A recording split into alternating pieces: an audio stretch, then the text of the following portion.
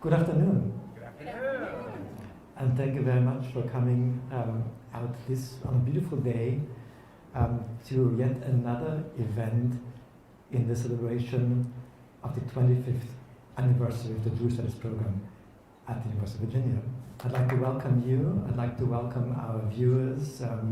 This event is being live streamed around the world. So thank you for joining us here in our little Charlottesville. When you look at the program and you want to measure its success, its impact, then you want to look at its students and its graduates. The graduate students are kind of the branches of a tree. They're outreaching, the outward reaching, the upward facing part of the program. And I think I've got the best job in this event that I can actually engage with some of our graduates. You've met some of our Jewish Studies graduates already yesterday. You've met Emily in a textual reasoning session. You've met Daniel, Michaela, leading Kabbalat Shabbat, the opening of the Shabbat services. And you probably get the impression that our graduates are overachievers. And you're right about that. And as much as I'd like to say that our guests today are exceptional, they're kind of the average graduates of But you shouldn't feel bad about that, because that's how we feel as faculty too. Right? So there's rare moments when we think we've done something, we feel good about us, and then we look at our colleagues and say, okay, just the average. That's just what happens in a program. There's so many talented figures working in the community. So let me now introduce these average graduate students who are actually very special to me, because there's nothing more gratifying for a teacher than becoming at one point in their lives the student of their students. And that's how I feel when I meet these special guests today.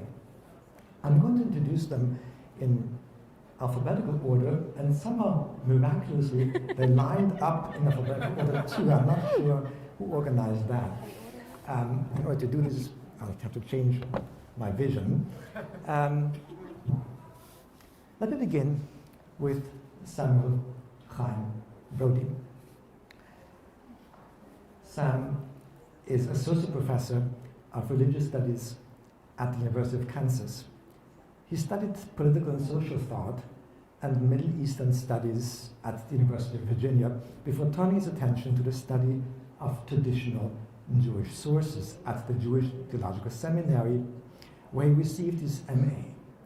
His PhD in the history of Judaism is from the University of Chicago Divinity School, where he focused on the modern German Jewish intellectual tradition while also studying philosophical hermeneutics, Christian exegesis, and varying conceptions of the relationship between religion and politics. Before arriving at the University of Kansas, he taught at the University of Chicago and the University of Cincinnati. He is the author of Martin Buber's Theopolitics, which came out in 2018, and you'll find a copy, you'll find more than one copy of the book over there. And for our viewers abroad, you can order the book online as well.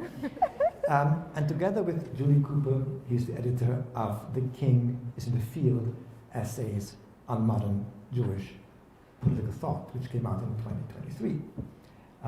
Sam has also been one of the editors of the 21-volume of Martin Buber's collected works, and he edited one of the fattest volumes in this edition on Martin Buber's political thought, Zionism, and especially his writings on Jewish-Arab relations. So that's a volume that will probably be used very much now.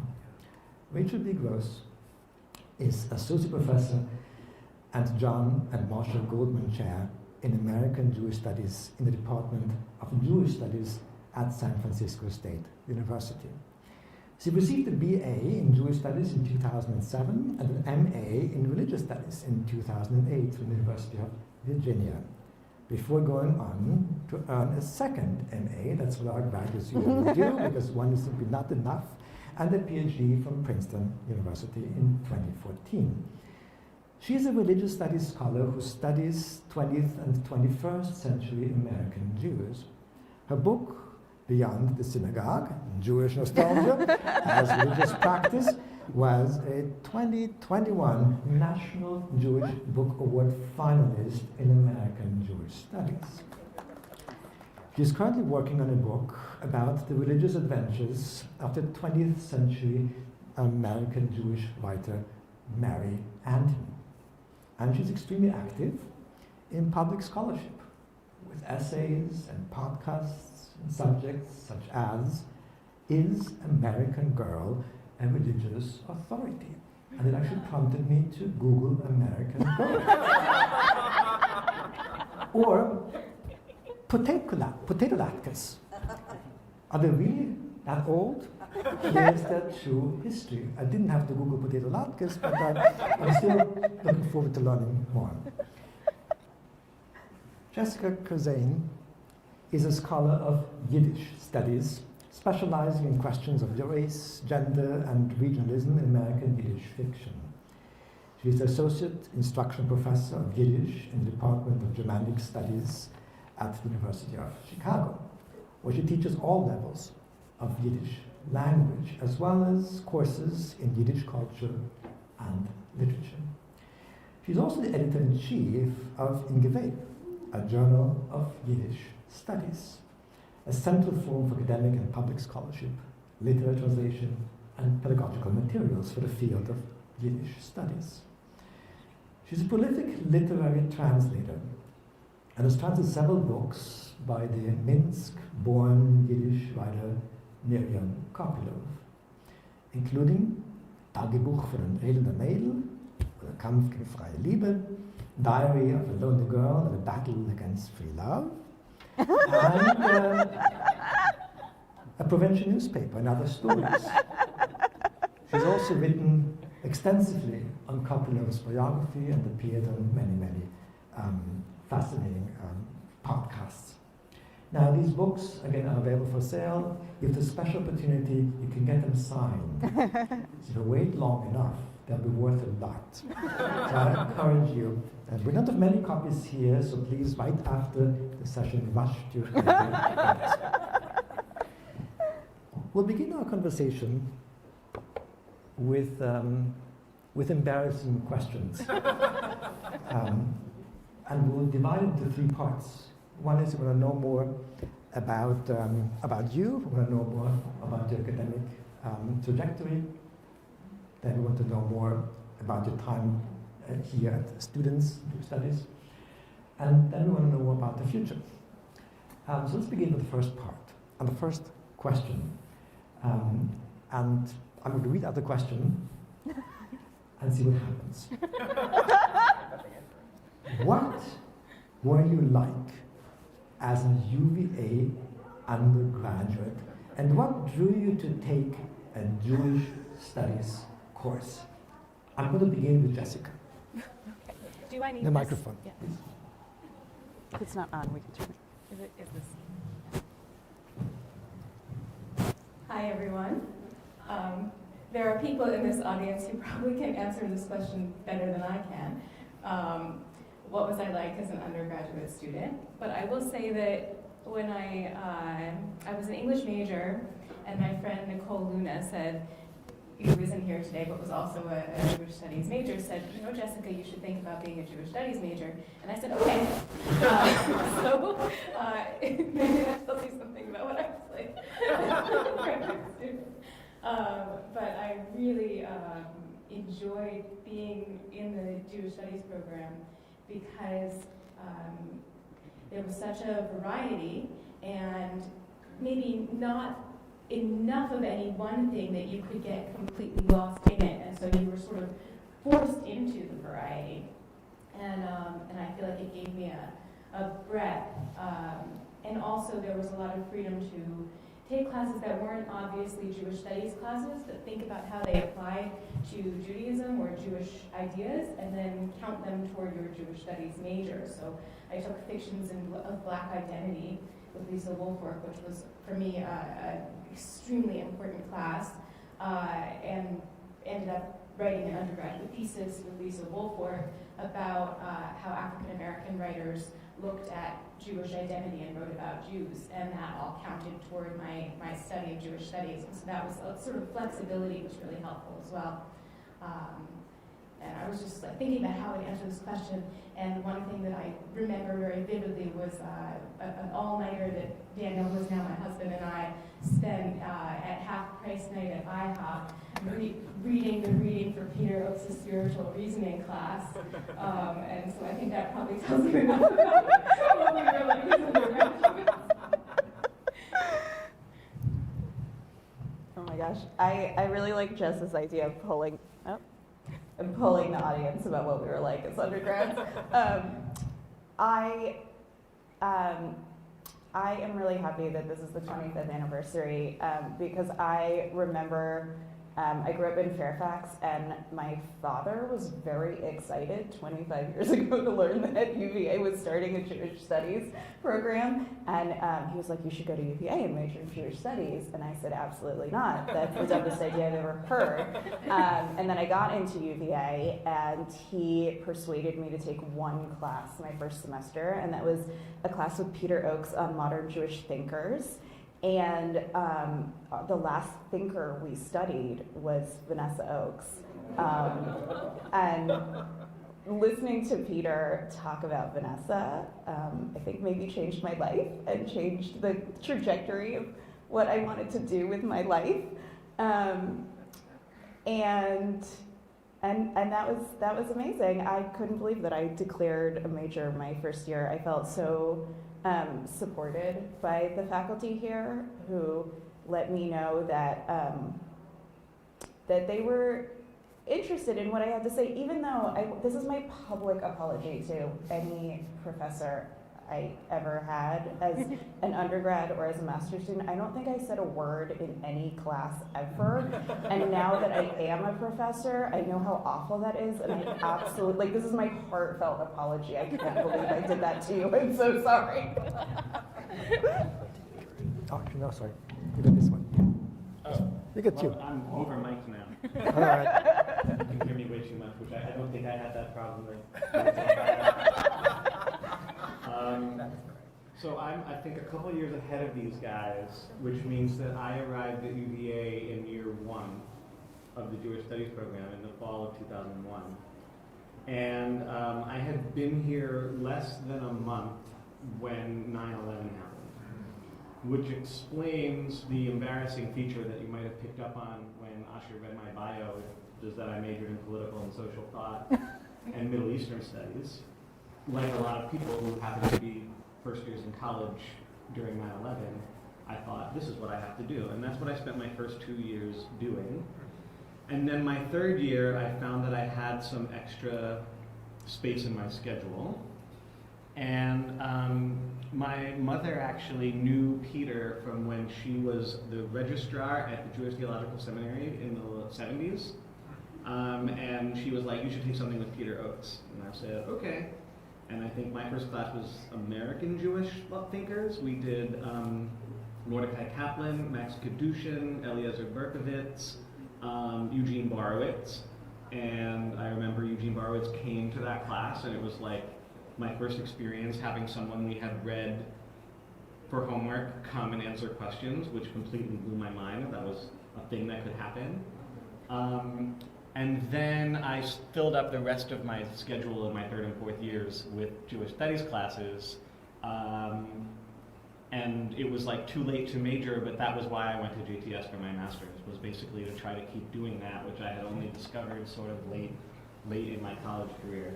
So what was I like? Probably you could say a poor planner, which is still true about me. Wait, I think that's the class I was in. Oh, I knew we had a class together, but I didn't say anything, so you wouldn't have remembered me.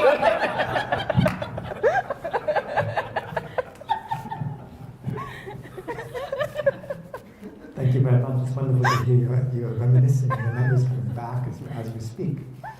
Now, how did you get from being a UVA undergraduate student to being a Jewish Studies scholar? And we also would like to know a little bit what you're working on right now. And I'll begin with Rachel.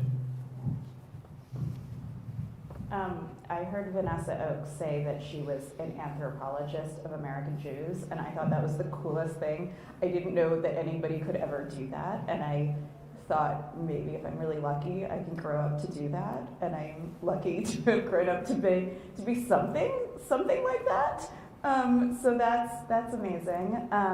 When I worked on my master's thesis here, working with Vanessa and with Asher, I knew I wanted to work on contemporary American Jews, but I didn't know how to do that. It wasn't quite clear what field to go into, and I ended up going into studying American religious studies and thinking about American Jews in the context of other American religious traditions. And building on the work that I began here as a master's student, I ended up writing my dissertation and my book about American Jews and nostalgia, thinking about how American Jews have really institutionalized nostalgia for Eastern European heritage, and thinking about aspects of public history where they express and teach and share this nostalgia. Places like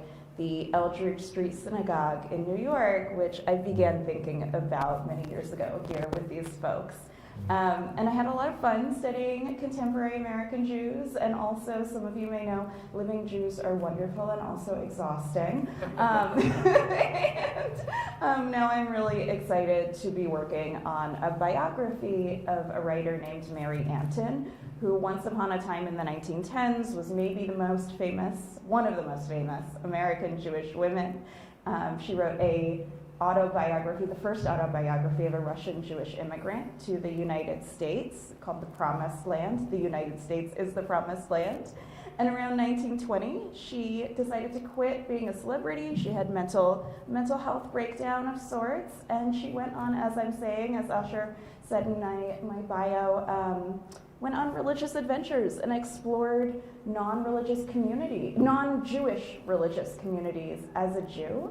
And I'm having a lot of fun thinking about how do Jews explore other kinds of religious communities, other kinds of social communities, and what does it mean to be, especially a famous Jew, exploring other kinds of religious communities. So I'm having a lot of fun, and definitely holding on to the questions that I learned from folks here about taking Jews seriously and asking what motivates them and how they go about the world. Yeah. Oh, who's next? Jessica. Jessica. So when I was an undergraduate, Jim Leffler was fairly new here, and I think I owe a lot of my career to him because he was a tremendous advisor. I told him I was thinking about going to graduate school. I didn't know anything about what graduate school entailed, what it meant to apply to graduate school, and he walked me through every minute of it. He told me how to write emails to professors to inquire about maybe going to graduate school. He suggested that I take a spring break trip because I was going to be living abroad in Israel the year after I graduated, and so he suggested I take a spring trip and visit schools ahead of applying so I could meet people in person. He gave me email addresses of current graduate students so I could meet them and talk to them. And every step of the way, he helped me to kind of think about the practical questions and just took me extremely seriously.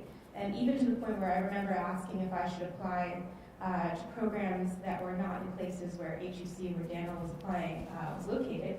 And Jim said, well, it seems like you probably don't want to. And so maybe maybe there are many other parts of our life that are owing to that. So the kind of like really hand-hold, one-on-one attention to me as a person was really meaningful. And he also kept in touch with me years after I worked for him as a research assistant while I was in graduate school. he treated me as a colleague from the beginning, even as an undergraduate student, which was really very profound for me. So the summer after my junior year of college, my third year of college, I went to the Yiddish Book Center for a summer internship, and I came back very excited about Yiddish. And Yiddish was being taught here, so I took Yiddish here. One of the really fun things about it was that it was a very small class. The intermediate Yiddish class was a very small class with a graduate student and some interested faculty members, all sitting in an office together, and no one in the room really knew Yiddish all that well, though I surely knew it the worst of everyone in the room. And we were just, I think we were reading Hertz Hirschbein's Travelogues in Argentina together. And I did not understand a word of what we were reading, but neither did anyone else. We were just sort of word by word going through it. And that was also sort of an intense experience of being treated like a colleague among people who, I was just an undergraduate, but feeling like I was being treated just like every other adult in the room, which was really wonderful. And then I went on to take Yiddish at Hebrew University for a year, and then get my PhD from Columbia in Yiddish. And another thing that has really impacted me as a scholar is being friends with Rachel, and continuing our friendship and our intellectual development together, though we're really in very different fields. And her studying nostalgia, American Jews and nostalgia, and the way that people make meaning has been given me a real respect for things that I think some of my colleagues feel only discomfort about, which is to say how American Jews think about Yiddish in terms of nostalgia. That it really has helped me to see that as a way that people make meaning in the world, even if it's not my approach to Yiddish. And so I think that it has really helped me have a kind of capacious view of how people engage with the language of Yiddish. So that's a gift that UVA has given, I think, both of us. Yeah. So what I do now is teach Yiddish language and do quite a lot of literary translation, mostly of women who wrote in Yiddish, and sort of advocate for the recovery of the writing of women who wrote in Yiddish. Many of those works were understudied and underexamined, and I've been sort of part of a large group of people who are working to change how the approach to Yiddish literature to make sure that women's voices are included. Which surely has something to do with Vanessa's influence as well. And Caroline Rody's, who I should also mention, who was very important to me here. And I also edit the journal Engel, which is an Access online journal of Yiddish studies. We publish about 3 items a week, and so that is an effort that takes up quite a lot of my time when I'm not teaching Yiddish language.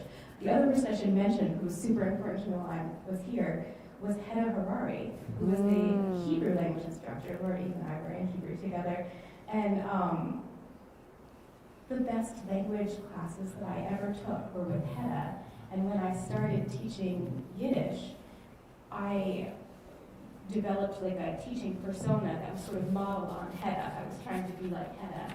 So yeah, I owe very much to this institution. Can I ask you a question? Just briefly, did you see the Yiddish production of Fiddler on the Roof in New York? Did I see Yiddish Fiddler in New York? Yes, I did. It was great fun.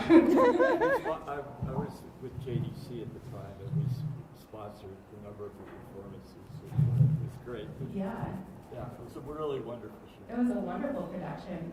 Yeah, I went with my sister. It was fantastic. So I mentioned before that I decided in my last year here that I wanted to continue doing Jewish studies, and that's why I went to the Jewish Theological Seminary for my master's. I wanted to learn more sources. But I think while I was still here is when my journey towards becoming a Jewish studies scholar definitively started, because my 4th year I had to write a thesis for the political and social thought major. And the way that they had you go about it was that you were supposed to synthesize 3 different areas of study. And I already had Middle East studies, and I had political thought. And so I just sort of made the 3rd area Jewish thought, and I decided to write my undergrad thesis on Martin Buber, and Asher was one of the advisors on that. And that thesis in 2005 became the basis of my dissertation 8 years later, and then that book another 5 years after that. And the difference between the undergrad thesis and the graduate dissertation and book is just learning German and doing a lot more archival research and essentially backing it up. But the bones of the story and the argument were all there as an undergrad. And it was the first time I remember, similar to what Rachel and Jessica said, receiving feedback from professors that you should publish this. You could make a contribution to knowledge, but with this, by making more people be able to read it. That is what put the idea in my head, that this is something that I can do. These people who do this professionally are telling me that this is of a potential caliber that would be at their level after some work. So I would say that is exactly where it started. And the master's was more of a dipping my toes in the water to see if it was really going to happen, and then it went. What are you working on now? Oh, right. What am I doing now? So after that book came out, so that book is really focused on the way Buber has this concept, theopolitics, which is lesser known than his philosophy of dialogue, which most people who read Buber encounter him through his book I Am Thou, which is still a beloved imprint work of philosophy. And in his biblical writings, he uses this idea of theopolitics, where he attempts to collapse the borders around political science and religion, and argues that in ancient Israel, these weren't different things, they were one thing. One of the things that he says is that the people Israel at Sinai did not receive a religion, they received a covenant which gave them a way of life. And so after that book was done, I thought, I want to apply this sort of way of thinking to economics and see if there's a theoeconomics. And so I spent the next few years working on articles that had to do with Jewish thought and political economy. And I found that it was really very different. What I discovered was that Jewish thinkers, when they would talk about economic issues, would not really talk using the tools of professional academic economics in the same way that they would when they were talking about political science. And when they would, if you get Jewish economists, they don't usually write as Jews, except when they're about to retire and someone asks them to write that one article that says, why are you a Jewish economist? And then they write that one article. So I was exploring this topic in a number of ways. I'm still figuring out how to make the distinct different articles I did into a book. And at the very, very late stages of that, I started working on a third project, which is about Jewish thought and Native American thought, specifically on the topics of exile, sovereignty, and diaspora and homeland. And I have an article under review right now in which I compare the way that Peter talks about his teacher, David Weiss-Halivni, to the way that one of my colleagues at KU, Robert Warrior, talks about one of his mentors, John Joseph Matthews, who was an Osage writer of the mid-20th century. And I use this comparison to look at ways that Jewish thinkers and Native American thinkers treat resources for renewal in their traditions. On the one hand, scripture, and on the other hand, land. Both as places that you can go when you feel like your tradition is breaking or broken or having some kind of trouble giving you what it used to give you. So that article is under review, but will hopefully come out later in 26. And I'm going to keep going with that too, while I will also work on the other thing. Thank you very much. We're now transitioning in the second part of our conversation. I forgot to mention my name is Asher Beeman, and you actually are on the Jewish Studies Sunday afternoon live channel. Our second question, that set of questions begins with, what were some of your favorite Jewish Studies courses or professors at UVA? And how did they shape you as a future scholar? You have already talked about this a bit in your earlier questions, but maybe there are some things you want to add. And now we begin with Sam. I want to mention your class on Israeli cinema. And I was thinking about that because, I remember when I asked you to be a reader on my thesis, it was because you had done this Martin Buber reader. And I thought of you as a German Jewish thought guy. And then you did this class on Israeli cinema, and I thought, he seems like he's just having a good time with this one. He's just having fun now. I mean, maybe they put this course on the books because they wanted to do a high enrolling class, and people like classes about movies. But Dr. Beeman seems like he's really having fun. And so that actually inspired me later on. I try to do courses now that are not based, I mean, I teach the courses that are based on my research and my long-running projects. So I have this class at KU called Prophets and Profits, which is about religion and economics. And I try to teach that every year or two. But I also try to just come up with things that are going to be fun. So right now I'm doing a class on religion and comic books. I have no plans to write on this. It's just fun. I'm learning a lot. And so I would say that class had a huge impact that probably you would not have thought that it would have had.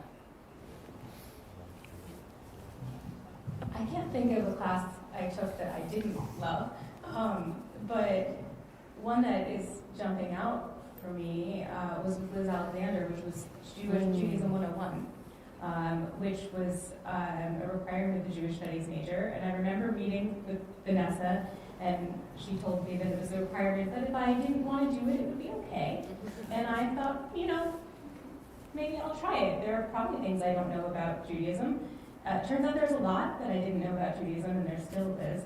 But I learned a lot also about Liz Alexander's approach to the topic of what is Judaism, which was about lived religion, but also about text, and many of the things that she taught there kind of became foundational for how I thought about it, including that I didn't know as much as I thought I knew, right? That the idea that there's a lot to learn.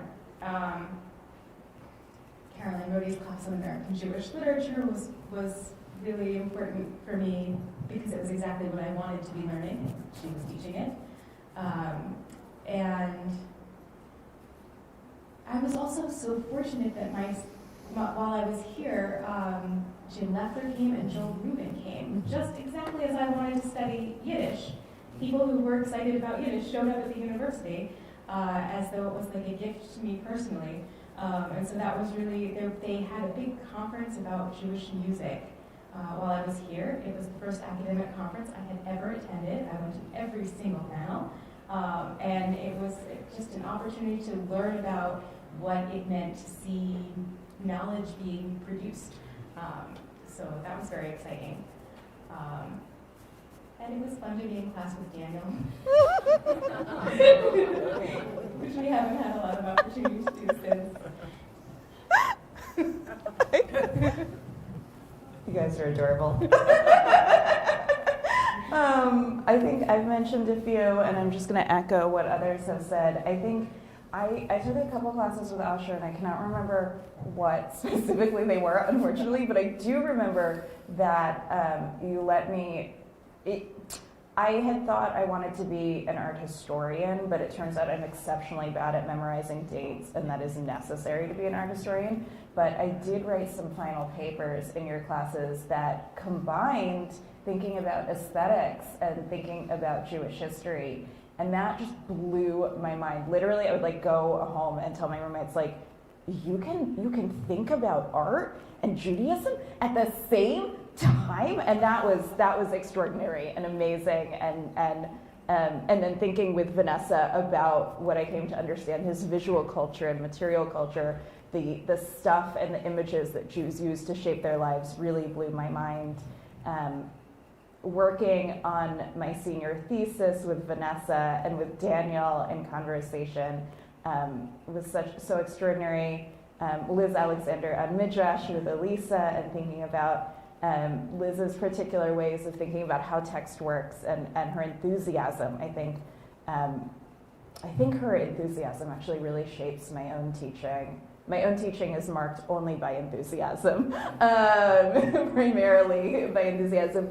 But I think my own teaching, I try at my best. I don't always accomplish this, but as others have said, all of the faculty here conveyed to me that they believed in me. And the classes that I teach now and the context of the university that I teach at is very, very different in many ways from UVA. The students are working through school and have families and other kinds of obligations in a way that I'm not saying UVA students don't, but to a much larger degree my students do. And the one thing I take, I think, is my own professors' passion and enthusiasm and belief in their students, and I try to convey that. And I think before I give up the mic, I will also say, I think I was shaped by Jewish Studies faculty here who I didn't take classes with, because Jess and I would come home from classes, and I never took a class with Carolyn Rohde, but her approach to race has shaped me so much because we would go home and talk about it. So I'm grateful to everybody here, even ones I didn't take classes with. So thank you. Thank you. Now we come to the hardest question of our conversation. What is the one thing you learned as an undergraduate at UVA and it stuck with you? And together with that question, do you have any favorite memory of your time at UVA? And I will begin with Rachel. I think I've shared all my favorite memories. I don't know what else to say. I'm going to come back to me. Here, one thing that I learned while I was here was that I love to teach. And I learned that at CBI. I started teaching at CBI as a third grade Hebrew Sunday school teacher. I got really excited about it. Then Ellen drafted me into the preschool, and I was working 3 days a week in the preschool, and then I started teaching Hebrew school. So I was like teaching all the time while I was here. And then Lisa Wolfwork invited me to come into the classroom. I had written a final paper for her class about the book Oreo. She had asked us to write a paper arguing for why a book that was not included in the syllabus should be included in the syllabus. And she had suggested this book to me, Oreo by Fran Roth, which ended up being the topic of my undergraduate thesis, and which is a fantastic book. And then she said, you convinced me, and she included it in the syllabus the next time around, and she invited me to come teach it, which was just an incredible experience for me, that level of belief in me and giving me that opportunity. I'm tearing up. It was so meaningful, and it really taught me that was what I wanted to do. I will mention a class that I took with Peter. It was about the Children of Abraham Institute, and the premise of the class was we were going to learn just a little bit about Judaism, Christianity, and Islam, and then just a little bit about the Balkans and Northern Ireland and the Israeli-Palestinian conflict. And then we were going to study the question of whether religion can be a force for peace and not just for conflict.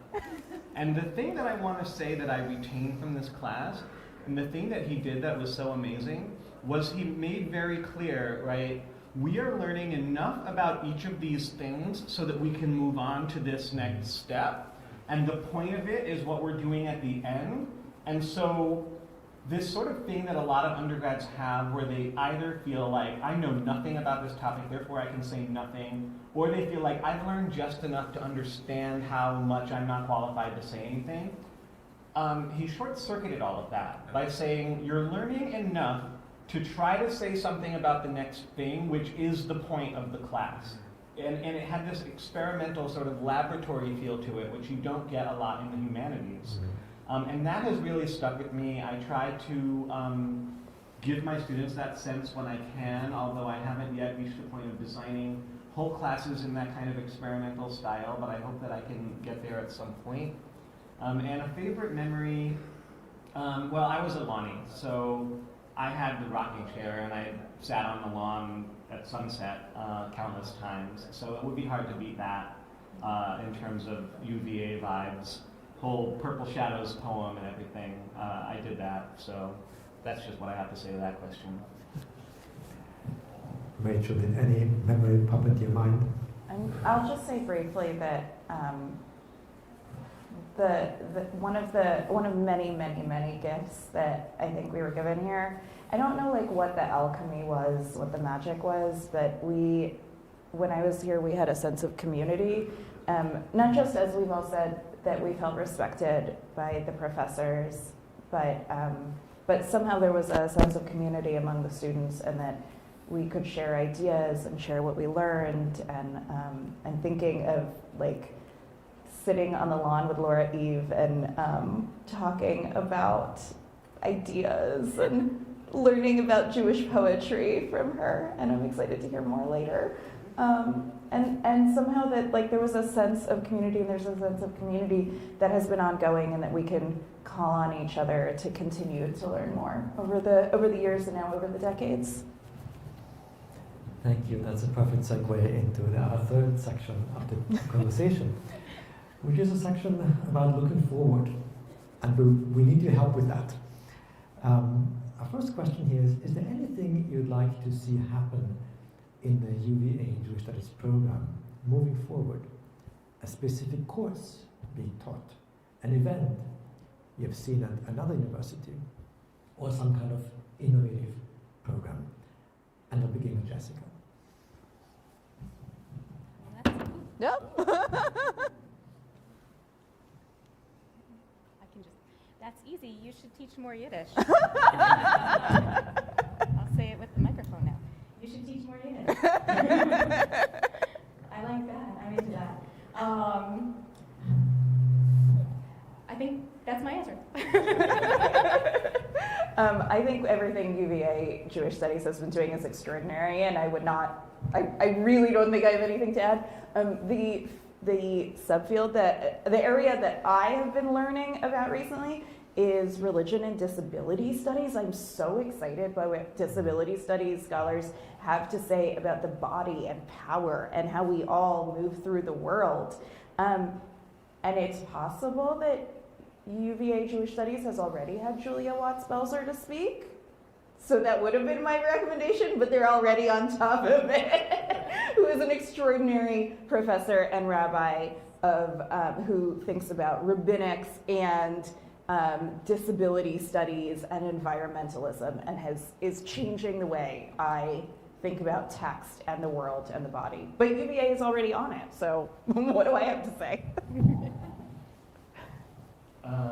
Yeah, I just sort of feel this kind of far be it from me to tell you what to do sort of feeling right now. But I guess something that I can say about any program, including my own program, is that I often feel like it is very hard, this is such pablum to anyone here who is faculty, but it's hard to work across units, and it's hard to do cooperative programs. And everybody knows this and complains about it year after year, but whenever it happens, it's so magical. And I feel like sometimes, unfortunately, students are better than faculty at making these kinds of connections, because students are going around taking classes with different people, and then they come up with all these cool ideas, and the faculty are sort of in their lanes, kind of doing the same thing. But I remember also when I was at UVA, there were these dialogue groups that the students would start, and I was in several of them, like one of them was just about race, and people would just get together and talk about race, and another one was about Israel-Palestine, and I made my first Palestinian and Arab friends in that group, and the whole premise of the group was you just are going to be yourself, and you're going to talk about your own life. You're not going to make large political claims, you're just going to talk about your family. Like, if something bad happened to someone in your family, like they were expelled from their home or they died in a terrorist attack or something, you would talk about that as a personal matter, but you would not talk about very, very large political claims that would come into conflict. It wasn't a place to have those arguments, it was a place just to talk. I sometimes think faculty need stuff like that too. Because the students were able to have this really generous attitude towards all the different things they could learn. And so I sometimes try to think about, like, what are some ways that we can get people from Jewish studies at my university together with American studies or Indigenous studies or African American studies, and like come up with kind of cooperative things to do. Thank you, that's beautiful. Actually, that's one thing we're doing in Jewish Studies to our undergraduate fellows program, which brings together undergraduate students from different areas to to have a conversation and to do exactly that kind of cutting edge conversation that you mentioned. Which brings us to our last question. I'd like to encourage you as an audience, we have a couple more minutes. If there is a question that you have to our guests, please do ask that after the last question. And this question is actually meant for undergraduate students. I don't see any undergraduate students here in the room, but I assume they're all glued to the television screen at home. So the question is still relevant. What advice would you have for current undergraduate students in Jewish Studies at UVA today? And I'll begin with Rachel. Take as many classes as you can with these wonderful folks. Also, my biggest regret is that I went to Vanessa Oakes and said, I think I had a different approach. I said, can I skip Intro to Judaism? Because I thought I knew everything already. And I absolutely regret that. And now I teach Intro to Judaism. And when I started to do that, I had to ask Vanessa for her syllabus anyway. But I would say absolutely take the intro classes because those can be such a window into many ways of thinking and can be deeper than you think they are. I think that undergraduate students are encouraged to specialize sooner than they used to be. That there's at least in my university, there's a drive toward double majoring, filling all of your things in your schedule with exactly what you hope to be doing. But some of the classes that I didn't mention here that I loved taking were an intro to poetry class, a class on how to write memoir. I took a class on African religions. And having the opportunity to take things that I wasn't trying to be a specialist in and never would be was extraordinary. So I hope that you have those students in your own Jewish Studies classes, and I hope that those students who are interested in Jewish Studies will also take the opportunity to be interested in other things too. My thought was actually a kind of inverse of your thought. It was this sort of form of the advice as it came to me was disregard economics. And what I mean by disregard economics is precisely this idea that you can shape your whole undergrad career around some sort of optimum, some sort of optimal outcome that you will secure as a result of the particular classes on your transcript. I think that is actually impossible. No one can do that because no one can beat the market. You just don't know what is going to happen at the moment that you graduate. And so I really think it's important to try to preserve, to whatever extent is possible, this space for exploration, because that's where growth happens. Once you decide on a path and you're going down the path, it's very hard to get off of it. And so I think I really sort of resonate with what you just said. Thank you. We are just at about time, but I want to look into the audience here and see whether any questions or any comments or any thoughts they'd like to share with our guests here.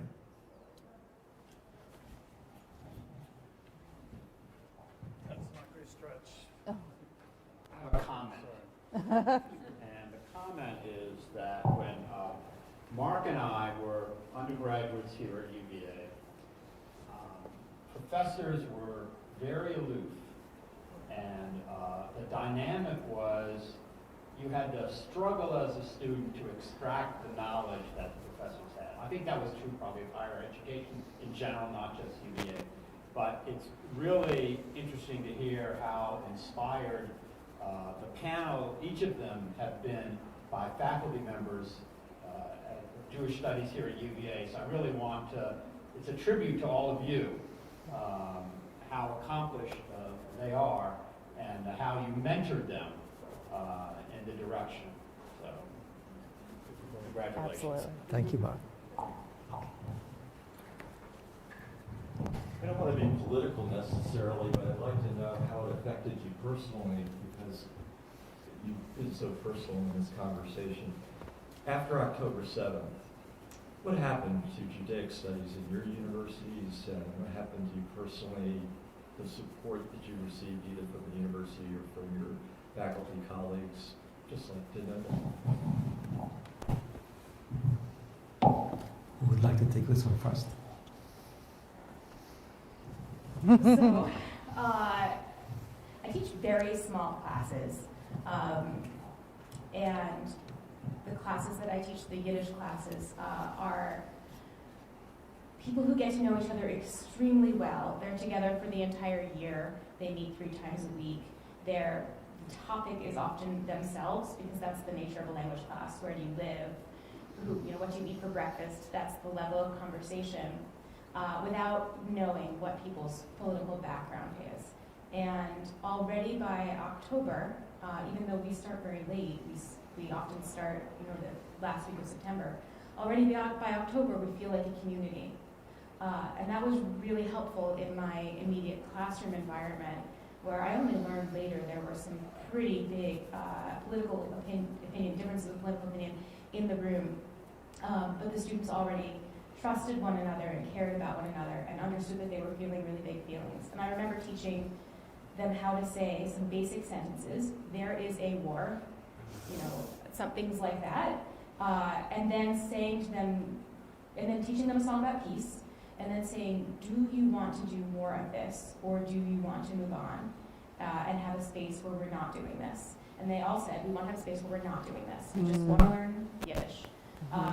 And later on, as the year progressed, and some of the students were in an encampment, and some of the students were counter-protesting the encampment, and they were coming to class 3 days a week together, I thought that was actually really special and important, and that they could see that they were all invested in something we might call Jewish identity, or they were all invested in the idea that Jewish history and culture was deserving of dignity and attention, regardless of where they were on the political spectrum. That was very moving for me.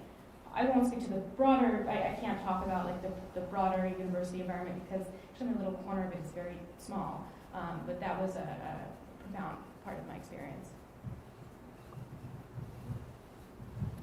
I think I'll mostly echo what Jessica said. I think those of us in the academy know that Jewish studies is extremely fractured right now, and it's very painful. It's very hard, but I think my experiences echo Jessica's, that the classroom has been a way for us to focus on deep ideas together. I'm not teaching language, but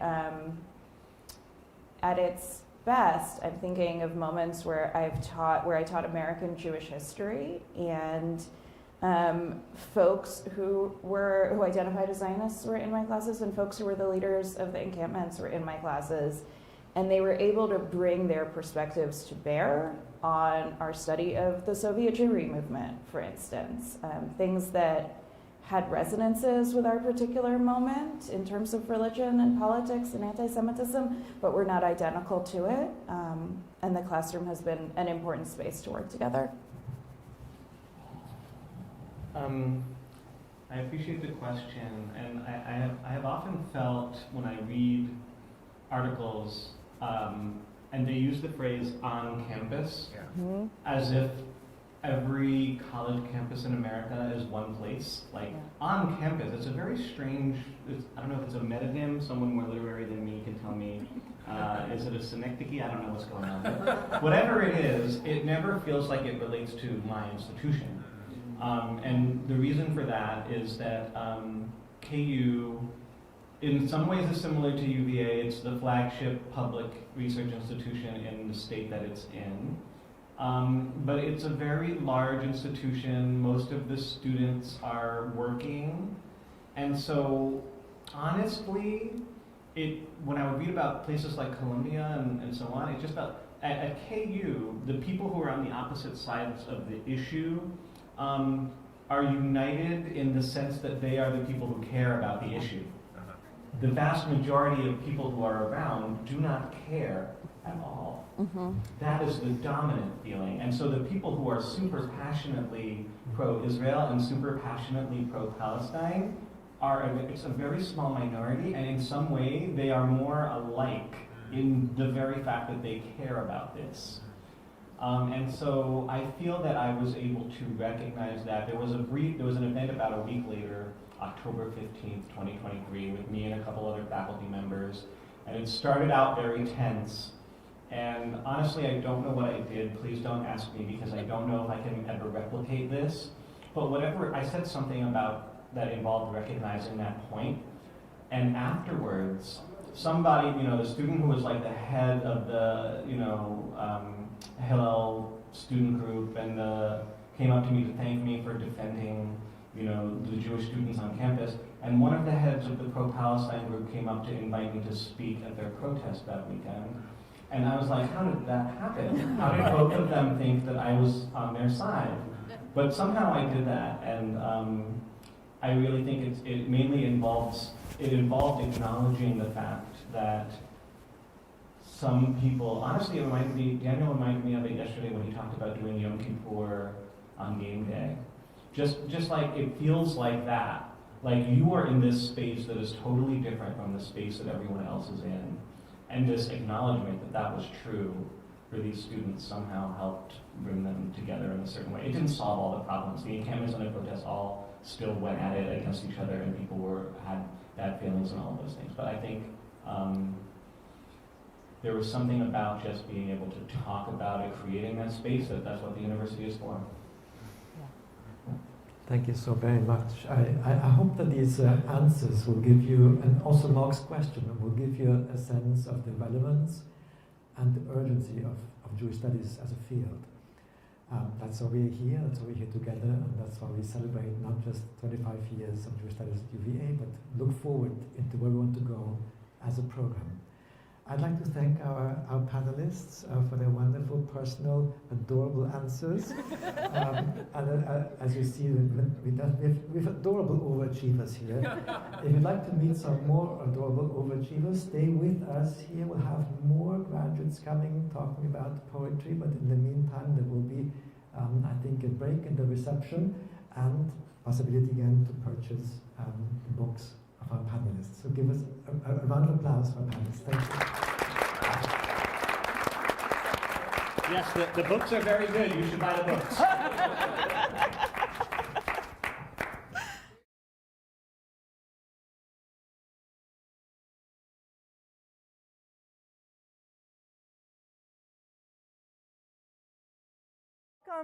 Welcome back, everyone, to our next installment of our Jewish Studies Alumni panel. I'm Caroline Cullenberg. I teach in the History Department at UVA, Middle Eastern Studies, as well as Jewish Studies. And I was actually telling before this event our wonderful Abigail Snyder that I feel way, way, way too uncool to moderate any sort of reading on poetry and fiction with these wonderful poets, but it's really a wonderful honor, so thank you. Today we have 5 incredible writers, each of whom are going to speak for about 10 minutes, read from their poetry or fiction. I'll introduce all of them before they speak, and then afterwards, after about an hour, we'll have time for more refreshments as well as book signing with some of our authors. I want to say thank you so much to you all for being here, and especially to Professor Jennifer Geddes for organizing this fantastic, fantastic weekend. Yeah. As well as Abigail Snyder in the back, who has made this logistically incredible and possible. All right, so let's get to it. Our first poet is Laura Eve Engel. She is the author of The Things That Go, published by Octopus Books. She's a recipient of the fellowships from the Provincetown Fine Arts Work Center and the Wisconsin Institute for Creative Writing. Her works have appeared in Best American Poetry, Boston Review, and The Nation. Laura Eve graduated in 2007 from UVA with a BA in English and a concentration in the area program in poetry writing. I also asked all of our speakers to share, maybe mention 1 or 2 influential courses, and Laura mentioned a Jewish Studies undergraduate course that she took with Professor Asher Beeman, which was not surprising to me at all, was extraordinarily influential, in part because another person we're going to hear from, Erika Meitner, was her TA. So please, Laura Eve, go for it.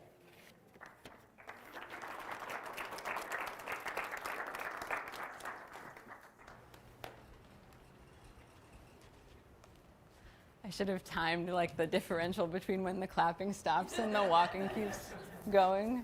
Hi, everybody. This is such an exciting thing to be a part of. I was confused at first to receive this invitation because I wasn't in the Jewish Studies program.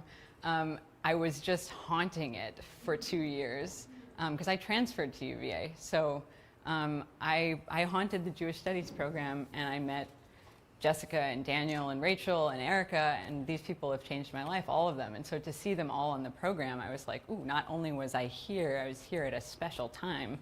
I also want to share one thing about the way that Peter and Vanessa Oakes changed my life, which is before they changed my life as academics, they changed it by having their daughter Elizabeth, who told me about the Young Writers Program at the University of Virginia, which I went to in 2000. And then I started working there, and then I became a director of, and it was a decade of my life that I spent with this program, and it's really all because of the two of you, so thank you. I'm gonna read, like Jessica, I get a little misty. I'm gonna read a few poems. The first of which is maybe Jewish in theme. When I started reading from this book, I was interested in how it was largely Jews who were interested in my interest in Lot's wife as a biblical story. I felt like I was connecting with more Jews than non-Jews when it came to talking about Lot's wife, and I thought that was interesting because as a Jew, I didn't know any other thing than my experience, which was to think of that story as important. So this is called Lot's Wife. To be left to see all the way to the end of it, to watch the sand burn under a cloud growing dust on the tables the rivers cut long into the land. Ice is an afterthought, cut and becoming. In this sudden heat, to have seen the land reveal itself under a dark thumb of weather. What must it be like, she thinks, to be weather? Breath shaping the area into portable plains. The horizon in sizes, seeable, into a corner of the eye. Sight is a misformed feeling, placed in a pillar of the body, waiting to become more of itself. Piled into what it has seen, billowing like a dress, the tears can crowd the eye and freeze. A cataract of ideas in the brimstone field. She's a painting of a feeling that leaves her out without name. To see tomorrow appear, like the sun over time approaching, the clouds casting dark animal shapes on the clean terrain. To see without violence is almost a name. So I think maybe what loosely will tie the rest of the poems I'm going to read together is not maybe Jewishness so much as it is worry, or perhaps anxiety, or perhaps worry and anxiety and curiosity about, let's say, America. Home on the range. There are times where no one else exists. They are more like places. I love the great American West, where the moon hunts us for a living. It draws closer and then away from me. Me, where I cannot be stopped. Under the moon's shadow stalk, where time encounters itself on the mesa and is rubbed sandpapery by its own imitable processes, I am, with an increasing frequency, becoming.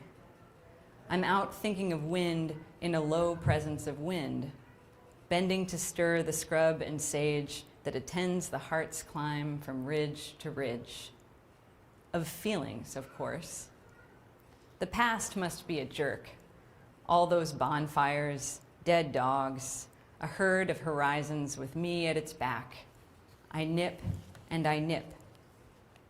And yet, wherever I go, I find myself on my knees before a feeling so big it's already been annexed by the military. Being in love is like almost knowing what is about to happen before you are ripped apart by the sun and its belly. Like finally finding inside a haystack, there's a more beautiful haystack. From what did love all of a sudden rear up? Or the knife in my hand, where having one means I believe in my life, in the language of what it might become.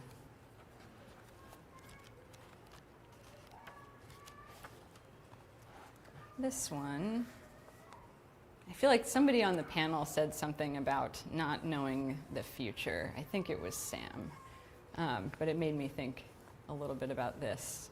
How do we know? How can we possibly know the future? Don't let me put words in your mouth, but I think it was you. This is called Please Please Me. What am I getting at? A way? I am the same pair of legs as yesterday. When the sun sinks, they collapse against each other like two spoons in a drawer. I don't trust a single thing I can think of as another thing. That determination in the mind, where a word bank supplants all that is knowable, with horses on the horizon, steel girders, a scooter.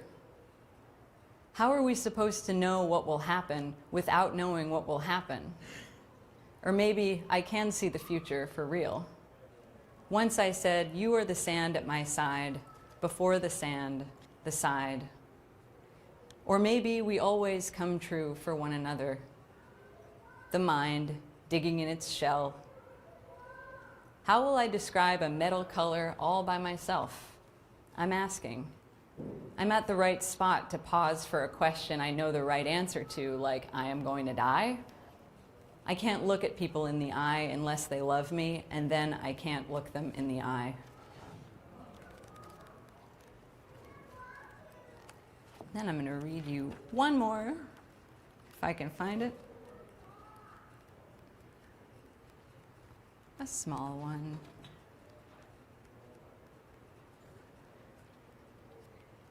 Here we go.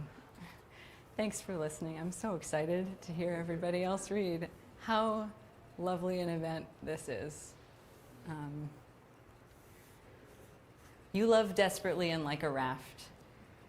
You love desperately and like a raft the clear water that holds up your boat. The water was clearly built to buoy the boat. It's like how TV shows buoy the dead. After they've died, there they are. Their kind faces float just out of reach, like a rescue. Like that tiny island. I promise I'm not making this up. Today the world is full of people who are dead, and also you are in it.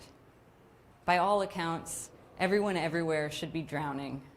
There's tons of water all over, and only a few ideas about how to stay dry and out of it. From your raft, the smell of the water is patient, which for now is enough to love it, which for now is helping. Thanks.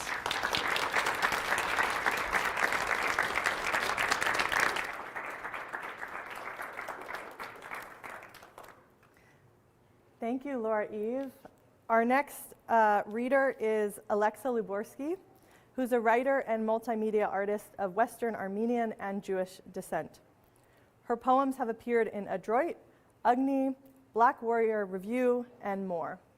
At the moment, she's a non-residential fellow at the USC Shoah Foundation and a fall 2025 visiting scholar at the Rachel Carson Center for Environment and Society. Alexa graduated from UVA with an MFA in creative writing in 2025. And when asked about an influential class, Alexa mentioned Micheline Aharonian Markham's class on Kafka and his predecessors. Go for it.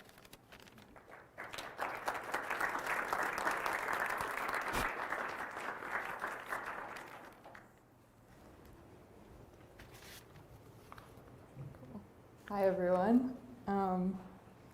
First of all, thank you, Jenny, for inviting me to be here. I feel really lucky to be reading alongside all these wonderful poets and fiction writer, Gahl. I'm going to read an older poem, one that I wrote really early on in my MFA to start with, because I've been thinking a lot about exile and the fact that I'm of people that hid themselves well, whether that's physically or in terms of their identity, and just how radical the demand for safety can be perceived under the overwhelming amount of fascism and all the genocidal ideation that goes along with that. So I'm going to start with a poem that's titled Mezuzah. Let's begin with a blessing for the doorway. In this blessing, we forget the wanderer who has no interest in rooms, who holds on to transient things for shelter. Bless this wandering because it is our meeting. Let's watch each other bloom from the safety of a doorway. As you write this, there is someone who has been born on the wrong side of a border. As you write this, we are deciding to kill them on a raft in the middle of an ocean. They are trying to reach this threshold. As you write this, we are drowning into each other. As you write this, you are redefining yourself for an opening. I'm trying to make a list of endangered histories. To ask why some bones are worth excavating and others are left in the ground is to ask why one of the oldest concepts of humanity is exile. The question is not why things are unspoken, but why they were named, and why that name is no longer used. I'm left to wonder if my Zeta engaged in these kinds of contracts with himself, if he opposed the misprints of his name by claiming all of them. Whereas today I am Moritz, tomorrow I am Moishe. Whereas I keep Morris hidden in my ribs. Whereas I take Moses out at night to walk the grounds of my tired limbs. Whereas I keep 115434 at the threshold and touch my fingers to my lips as I enter where they cannot. I'm going to read one that's from my MFA thesis. I think the only important thing for me to note is Huilu is the town that my family was from in Western Armenia, or present-day Turkey, and it means well in Turkish. So this is titled I Didn't Apologize to the Well, and it's after a poem of that same title by Mahmoud Darwish. I didn't apologize to the well, because who's to say the well would have accepted me, a trout holding water in its mouth like it might own something of its universe. I cut my palms full of its water, thinking to shift my fingers and let it feed something more worthy. Dear well, I'm sorry, but if I apologize, the poem is no longer about you. If I apologize, I might say something like, Silan, my grief is abandoning you, only I mean it slower. Grief never leaves the way the body holding it does. Remember to apologize to the well, Alexa, says my shame.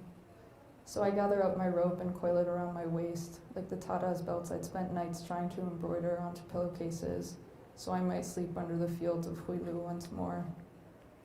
I lowered into the well, consented to living as someone else for a while, spoke to myself from the abyss like a truth I couldn't access, let my body walk in meadows and forbade it from dance. I put myself in harm's way as a way of asking if I was ready to live. I never apologized for that either. You don't apologize for sitting Shiva. Everyone expects the chairs low like that, pressing their backs down as far as they can. Everyone knows the cloth is torn from the suit or the dress, and the rabbi says, you are broken. I thanked the rabbi when he tore the cloth from my jacket, and he looked at me a moment longer than the others. I had to figure a way to say thank you to the well. Otherwise, I'd never have said anything at all.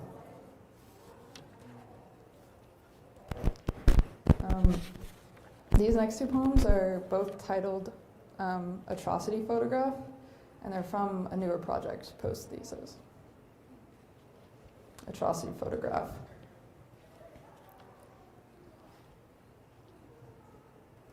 My grandfather learned how to grow old from people who didn't know their birthdays. The other lied about his age to avoid the gas. Mostly I can't picture it. The orchards at the edges of the flat mountainsides where bears would do their best to avoid the village dogs for their fruits. The apricots, all together on metal dishes drying in the sun beside the cherry trees. The beech forest to the north of my other grandfather's town in Poland he asked my father to spit on if he ever went.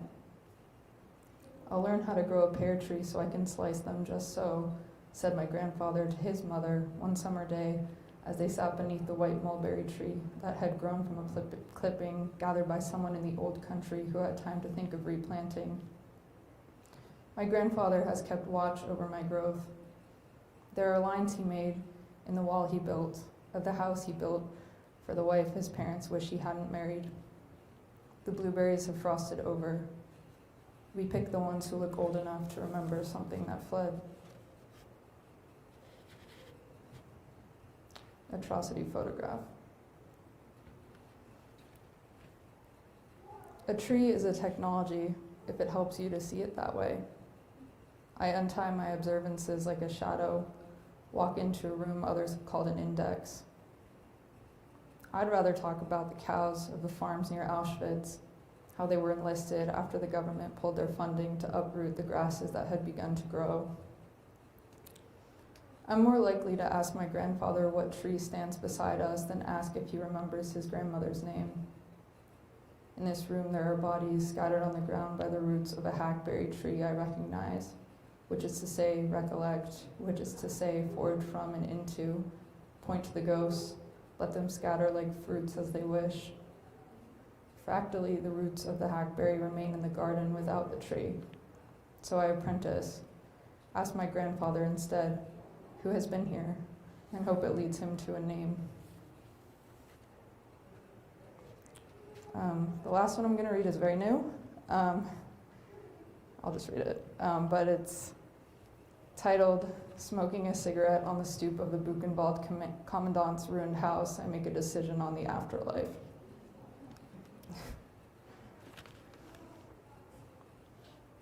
I want the last person that touches me to be a stranger. That lobe of fat at the base of the thumb, flat down to the wrist, made warm by two fingers I don't know, trying to find a pulse. It's chic, I think, taunt someone unrelated to you. Ghosts have been doing it to me along their centuries. After the war, some survivors posed in their camp uniforms for photos. Zeta did at Flossenburg. For years I'd stare at those photographs like gibberish. Maybe it's simple as the air from our lungs opening, the cold with smoke. Simple as looking your best in the clothes that imagined you a number. Besides, there are sheep in the farms nearby. One even made its way here to eat flowers. Besides, the most loving kind of stranger is the one who gives you your last bath, who apologizes for any offenses done to you in the process. Even the most romantic lover doesn't do that. Me, I've apologized enough. Wrapped linen shrouds over my tongue enough. Besides, it's not blasé if you've thought through how to slip your shomer so you can run your body into strangers' bodies at full force like a mushroom daring its body to twist open overnight. I mean, what would I rather do with my afterlife but sit on these stone steps, using them like an ashtray, taunting this SS officer to go full poltergeist while I send shoots where I please, letting spiders thread webs through my eaves, keeping the shimmer of water bullets for everyone to see. Yes, these are the ashes I'll spread everywhere. My body a way to describe why I miss so many people I've never met. Thanks.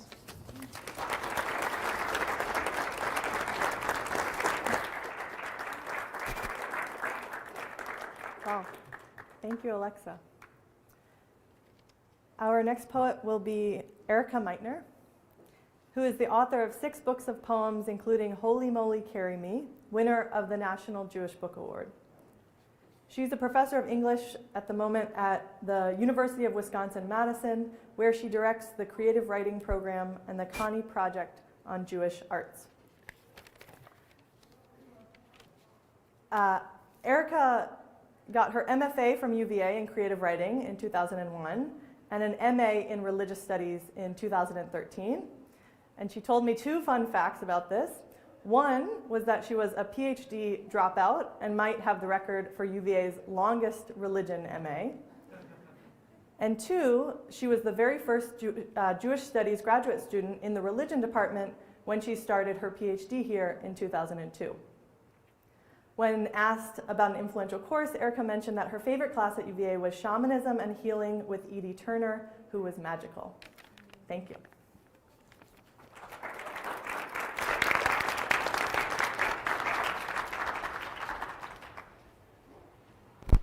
Hi, everyone. Sound okay? Okay, great. So I'm just going to read 3 poems because my poems are pretty long. The only thing you need to know about this one is I live in the upper Midwest now, and so one of our gas station chains is the Come and Go, spelled K-U-M and Go, and that's in this poem. Further experiments in remote embodiment. My friend on a trip to Groningen sends a photo of the old synagogue there, still standing, though most of the city's Jews were deported during the war, and only 10 survived. His caption, I turned down an alley and right next to it was the red light district. Sex and death and faith.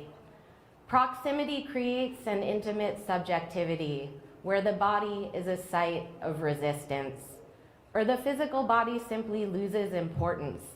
Which is it? I couldn't make out all the Hebrew painted in gold over those synagogue doors, but the arc of letters started with blessed are you. The mystical sages believed the Torah's letters were black fire, dancing tongues of flame that lick our souls or whatever other parts might need some attention. A living calligraphic mashup of desire and revelation. I texted the picture to my sister, the rabbi, who answered Deuteronomy 28:6. Blessed are you in your comings, blessed are you in your goings. And for a moment I felt not necessarily blessed, but fortunate to have a sister I could text about this, and our mother's possible dementia. And yes, I also sent a joke about the gas station chain Come and Go, with its snappy red and white logo. And here is the way we regularly cross thresholds, fall into a limbo between our past and present modes of everyday existence, this glowing machine in our hands. Some Deuteronomy translations offer future tense of that verse. You will be blessed, blessed shall you be.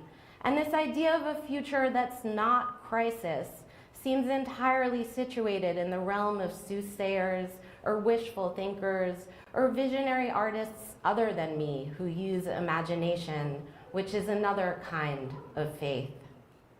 I am alarmist about predictive text, which is not the same as fixed liturgy.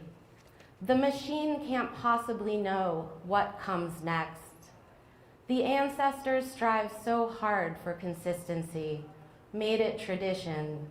So I learned the choreography, 3 steps forward, 3 steps back, bowing, swaying, raising myself up, walking through the doorway of any place that insists we're in the presence of the divine, or at least really goddamn trying, that insists there's a blessing on my head, whether I'm leaving or arriving. This is a poem, actually the next poem I'm going to read, I'm going to tell you a little bit about my family history because it'll help you with this poem. But another fun fact is, much like Jessica, I taught Hebrew school at Congregation Beth Israel. So Rabbi Tom Goodhertz has a cameo in here. And I lived in Blacksburg, Virginia. I taught at Virginia Tech for 15 years before I went to over to University of Wisconsin-Madison. And so my terrible Congressman Morgan Griffith makes a nameless appearance in here, if anyone else is from the 9th District of Virginia.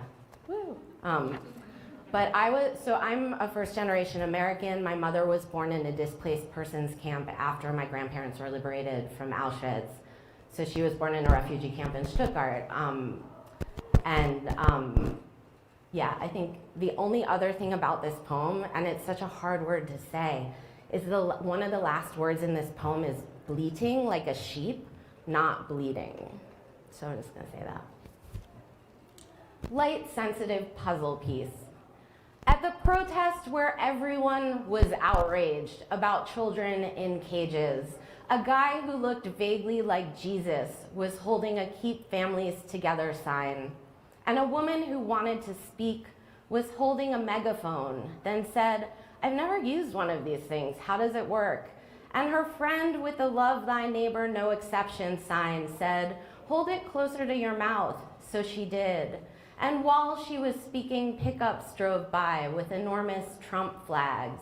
Pickups drove by blasting aggressive country, God bless the USA, and I couldn't stop looking at Protest Jesus's work boots, his cut-off homemade tank top.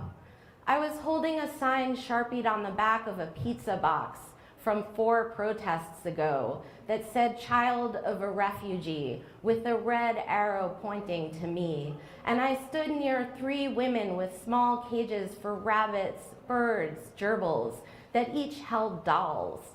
One was a Cabbage Patch Kid with blonde braids, since protest as mixed media sculpture is a thing now, even in Appalachia. And there was a toddler wearing a Superman shirt, holding a rainbow Superman was a refugee poster, whose father was holding him on his shoulders.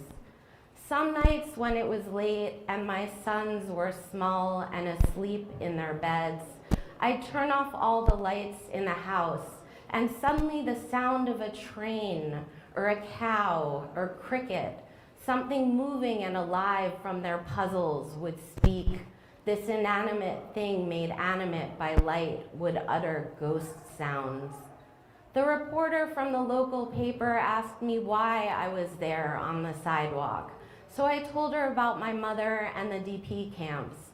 I told her only a small part of the story, but still she looked shocked.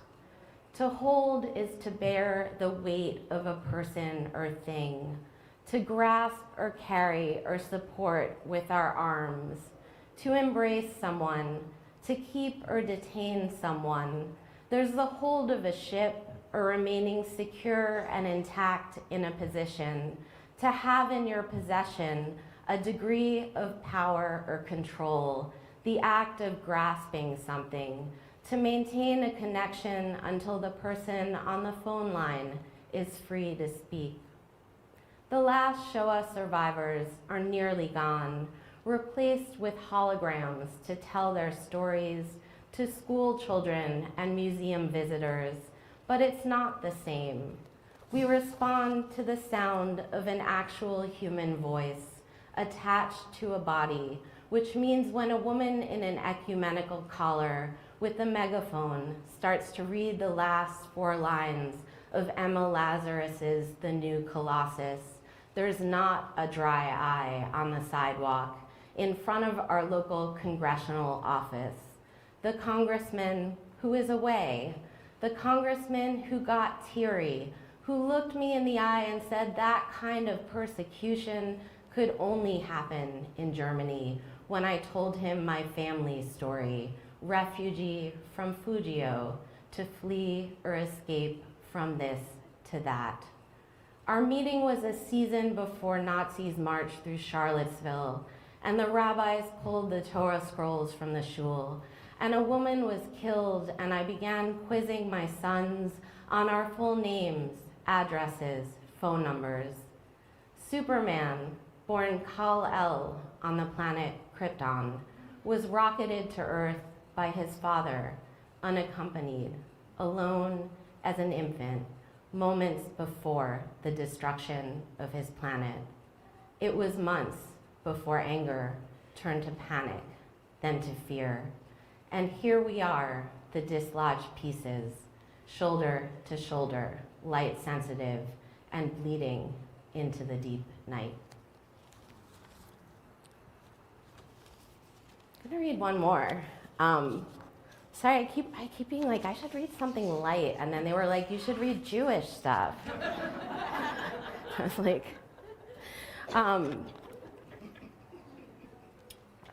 so when my son was in 4th grade, there's this amazing program that they I think they don't know, the Republicans don't know it still exists, maybe, under Obama, called Every Kid Outdoors, where every 4th grader gets a free National Parks pass. So if you can like borrow a fourth grader, I highly recommend it. They make you like roll down your window to show them your fourth grader. But we ended up doing I think it was like 9 national parks 2 summers ago. And this poem kind of came out of that. There's some Yiddish in it, which I'm of course nervous to read now that Jessica's in the audience, but it's fine, you won't judge me. It's good. Manifesto of Fragility, Terraform. And wait, I forgot to say something before because this is my last poem, because it's long. I so appreciate being here, Jenny, and you've done such a fabulous job organizing this. And it's just, I'm so grateful to be able to be back here and with a lot of these people who are my students, and to see my old professors who I just love studying with so much. And I loved all of your classes. It was just that Edie had us lay on the floor while she drummed and find our spirit animal. So like, that was really cool. Manifesto of Fragility, Terraform. In the Grand Tetons on the shores of Jenny Lake, a ranger is giving a talk. You can gently feel and bond with the lichen. She is stroking the side of a tree trunk. The little things in our ecosystem, she says. And these days, our ecosystem is basically a Yiddish resistance song. Mir werden sie überleben. We will outlive them. Since there are critically endangered orcas harassing ships, biting at rudders, and even sinking yachts off the Iberian coast. Scientists shun the word attack for these encounters, claim it's not aggression, but most likely the killer whales playing, finding pleasure, like the female sea otter in Santa Cruz accosting surfers, committing longboard larceny. The otter was shredding, caught a couple of nice waves, said a 16-year-old dude whose board was commandeered by the otter at Cowell's Beach. Multiple attempts have been made to capture her, none successful. And in the Netherlands, magpies and crows are turning hostile architecture into homes, constructing cyberpunk nests from anti-bird spikes, strips of sharp metal pins meant to keep them from perching on buildings. I'm definitely rooting for the birds. They're fighting back a bit, said the Dutch biologist studying the phenomenon. Never mind the record wildfire season in Canada that made the weather forecast on my phone, no matter what state I was in, just smoke. The unprecedented heat domes across the US all summer. The ocean in Miami at 100 degrees sparking coral reef bleaching and a massive die-off. Before we went out west, every night I walked a path around Tiedman's Pond, getting dive bombed by red-winged blackbirds, which is so common during nesting season. The local paper offers advice: make eye contact, run for cover, wear a hat or bike helmet when you go out on foot. The ranger is still talking about lichen. They colonize harsh environments, infiltrate and wedge apart pieces of rock, serve as food in times of stress for mammals, including humans. Birds use lichen for nest building. Lichen are possibly the oldest living things on Earth. We will outlive them. Mir werden sie überleben. The Jews who made up that resistance song on the spot were Polish, murdered by the SS in Lublin in 1939, ordered to sing to their own execution. They all died against barbed wire, but their song lived on. And in the prairie restoration area, despite the drought, despite the shrinking footprint of the pond, the ground is still bursting with a riot of purple and yellow and white, cup plants, plume thistles, bee bombs, and bergamots. Resistance is struggle against impossible circumstance, refusal, the will to survive in the face of annihilation. It can also be the surviving remnant enacting revenge. The dictionary offers sample sentences. They have shown a stubborn resistance to change. Government forces were unable to crush the resistance. The troops met heavy resistance as they approached the city. He went underground and joined the resistance. In the story about the Jews of Lublin, no one sang until one person began. Thank you.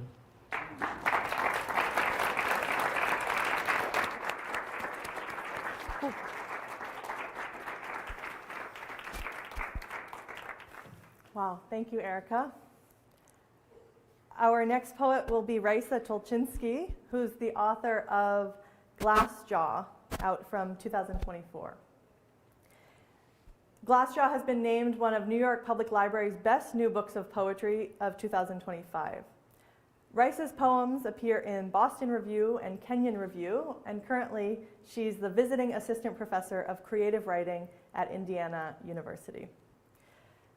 Raisa graduated from UVA with an MFA in creative writing in 2021, and when asked about an influential course, she mentioned that at this particular season of her life, she's especially grateful for learning about docu-poetics with Kiki Petrosino and Brian Tier. Thank you.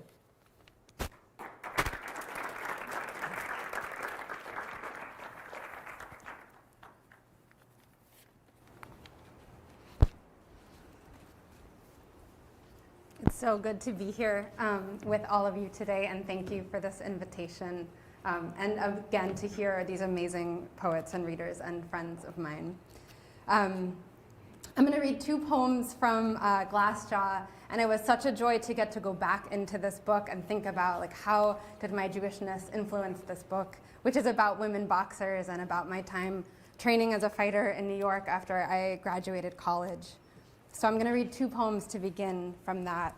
It's from the first section of the book, which is in all these different voices of women. It felt really important to have a chorus since that space is filled with so much friendship and just hearing different people's stories in the ring.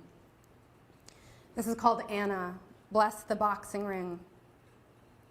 The crook and knot of hand, how I reached out and spun myself dreidel in red dust until I rose from and lifted into armor, dissipating coin, rusted nail.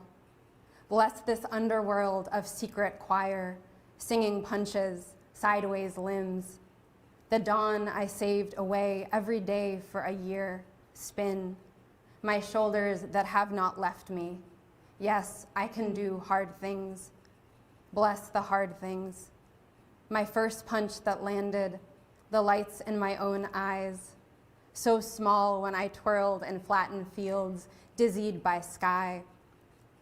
Bless the choice to cross my own rope, 22 square feet of skin, stadium of blushing heart. Bless the iron in my body, enough to make a nail, the salt fact of me. My tongue, the strongest muscle I own, the flickering flame of my mouth that will not go out.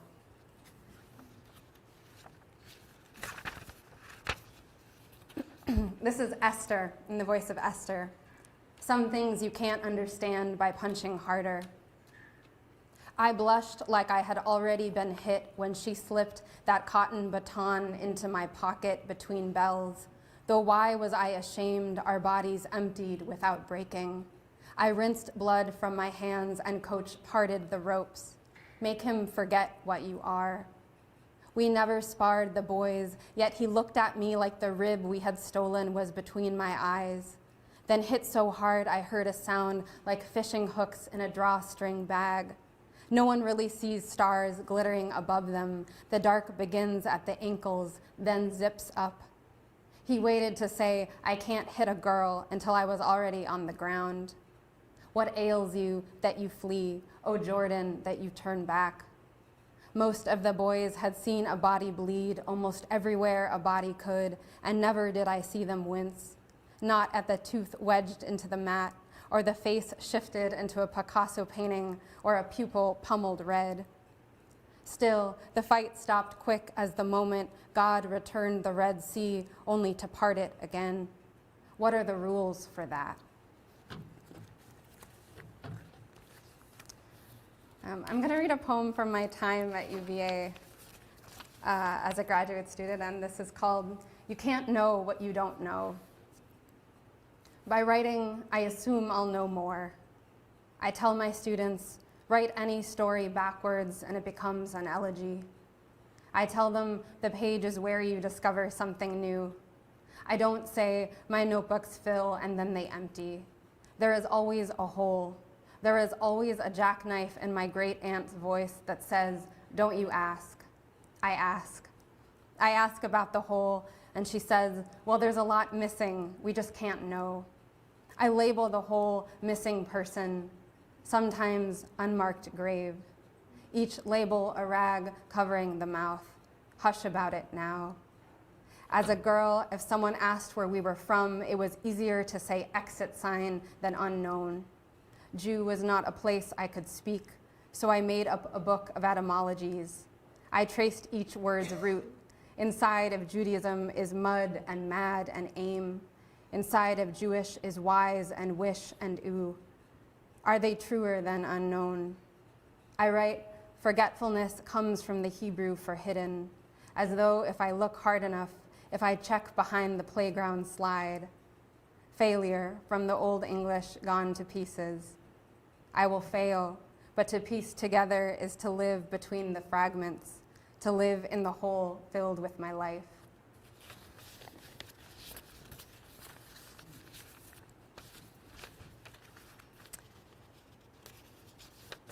I'm going to read two more.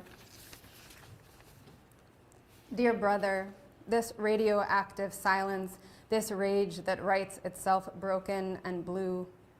Dear brother, 1,000 letters, and none of them speak of gunshots or genocide, but calla lilies and guest rooms, donkeys tied with string, and big looping walks in the park of my 20s, riding the bullet train to the forgotten din and chime of rockets hidden underneath violin. No point, you say, brother, of speaking. Everyone speaks polished sentences of peace. Peace to my small cousin, her long dark hair against my chest, pressing her small doctor's kit to my heart. I can hear, she says, I can hear. What do you hear, I ask, and she says, someone running. I'm going to read one last poem, and this is a new poem. My husband and I moved to Bloomington, Indiana, and are learning to ride horses. And Laura, you were talking about fear, and so I thought about just the fear I carry and the fear to get on a horse and to sort of be with that question.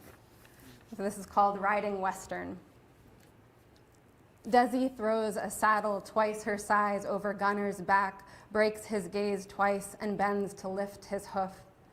I'm the scraper. I scrape the U-circle hard, a metal hook in hand like a psycho-dentist, a gold digger setting for that tawny mountain. Mud and shit and hay falling into my lap. This gift, September, made to forget everything, but where is my head? Where are my hands? Gunner, I say, clicking my tongue like I've been taught. But I can't tie or cinch the saddle right. I'm afraid of hurting him or me. All 17 hands trained to stillness, moved by rhythmic tempo, by air and light. He'll scatter with even the wind. Cinch tighter, says Desi, tipping her hat, a real cowgirl.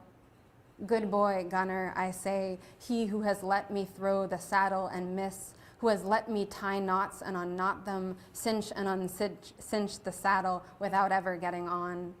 Behind us, a horse they call Scrapyard keeps falling, but the lesson is over. And I'm already gone, already driving the darkening road back to our dim bungalow where we keep the candles, the books. All night I hear him standing there, the one we call Gunner, the one who must have other names, who knows secret fields, who can hear my breath shape itself around a thought. Trained to amber stillness inside the hours. All night I throw the saddle and miss. I watch the whites of his eyes watch me try. Thank you so much for having me.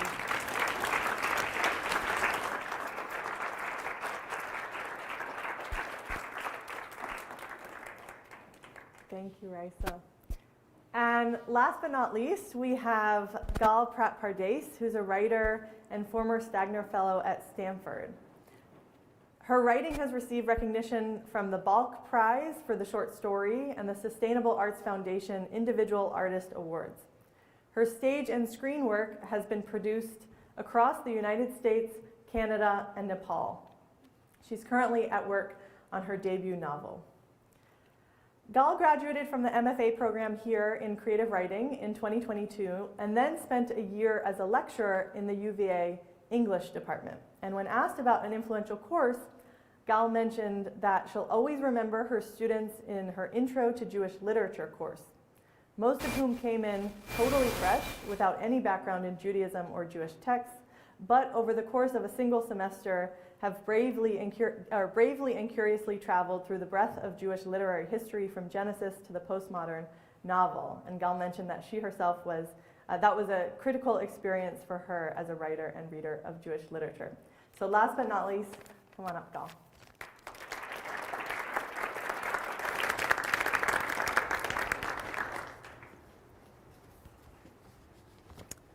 Hello, everybody. Can you hear me okay?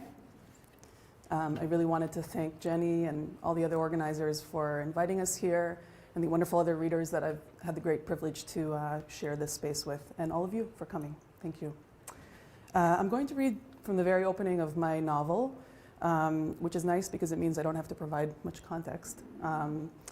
The book is titled Rift Valley, and this is from the beginning of part 1, The Ruined House. It was Rav Yichye and his wife who offered up the match. They called Avigail's mother and grandmother in to sit at the rabbi's dining table one afternoon while Avigail was at work. Work being a generous term for her long days at the neighborhood preschool on a voluntary basis. Voluntary being a generous term for hard, unpaid labor done for the sake of a mitzvah. And mitzvah meant in its literal sense, a compulsory command. This was the template for all girls 1 year out of the religious high school in Darom. Involuntarily volunteer in the preschool or the center for the handicapped or the old folks home, earn some mitzvah points, some professional experience in preparation for supporting a studious husband. A few girls from her class were already on their way. Naama from the apartment building next door having closed the deal by the second meeting, which culminated in 2 sets of parents raising a glass together. Avigail's mother and grandmother returned from their appointment at the rabbinical dining room table, the epicenter of all proper matchmaking conversations, just as Avigail was returning home from her volunteer shift. And so it was around their own kitchen table that they told her all they knew about this first match, which was, per the rabbi's wife's apologetic explanation, very little. A divorcee, older than the men her peers were being introduced to, but apparently possessing a youthful man. His second-rate qualities likely well matched to the modest offerings Avigail's family could bring to the table. None of them could realistically expect much more than that. Grade B is best matched with grade B. There is not much to the other side, her mother Bracha said. No parents. They're offering me an orphan? Avigail looked from her mother to her grandmother. Not an orphan, said her grandmother Yafa, eyes twinkling, an American. Her mother remained stolid as usual, skeptical. You will meet him, she told Avigail, and decide if he is worth our time. Avigail would travel to Jerusalem, where Yoshua was a student in a yeshiva for English-speaking beginners. The meeting was set for the lobby of the King David Hotel, of all places. A hotel lobby, the timeless battleground of those stuttering first matchmaking meetings, a place where a young would-be couple can see one another in chaste propriety in the public sphere, while still enjoying some measure of privacy. Some quiet, punctuated occasionally by the din of both wealthy secular foreigners, a night stay in Jerusalem, in a Jerusalem hotel is priced only for outsiders, and financially insecure religious locals like themselves.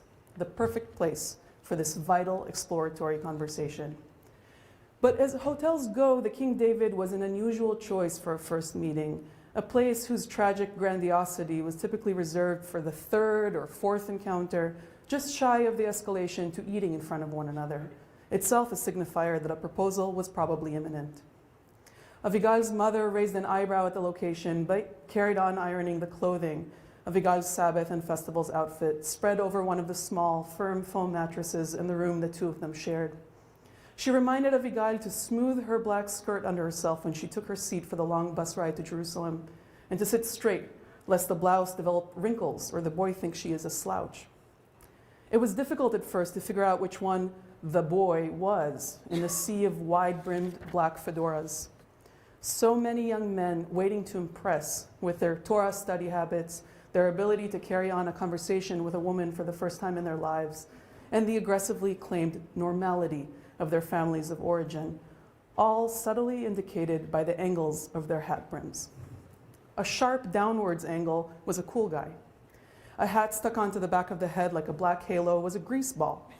A man so involved in his learning he may have questionable hygiene, but who could nevertheless guarantee quite an afterlife for his future spouse through the merit of his studiousness. The style of the young men's ties was purely for the purposes of identification. Avigail was told by the Rabbanit, Raviche's wife, that her match would be wearing a pattern tie, something oriental, the Rabbanit had said. Meandering through the cavernous lobby, extravagantly framed in mint green crown moldings, all rich Levantine patterns, Avigail picked out a man whose green paisley tie seemed to be trying heartbreakingly to match the interior design.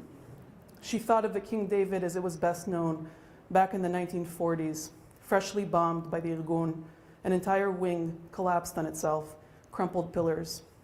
Here she was, here they were, a man and a girl, meeting in this heretofore destroyed house in order to determine whether they could build a home together.